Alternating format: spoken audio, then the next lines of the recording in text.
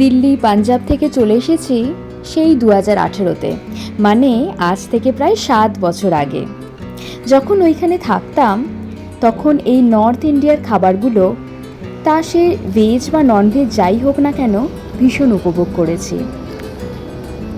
আবার তাই কালকে সেই খাবারের খোঁজে চলে গিয়েছিলাম কাকেদিহাট্টিতে।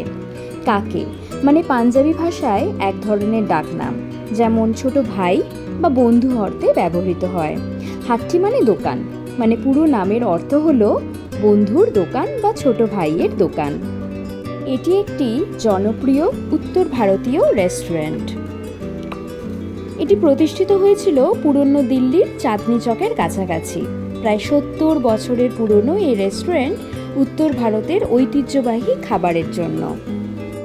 এটি বিখ্যাত বিশেষত নান, শাহি পনির, ডাল মাখানি, ছোলে ভটুরে, কড়াই পনির এইসবের জন্য।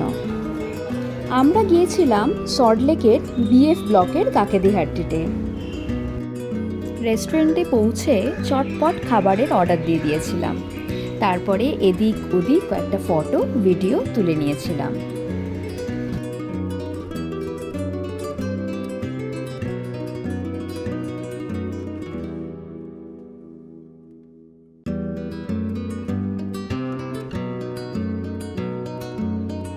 আমরা অর্ডার দিয়েছিলাম মালাই কোফতা, ডেলি ডাল মাখানি, কান্ধারি নান, পনির নান আর ভার্জিন মহিতো লস্যি।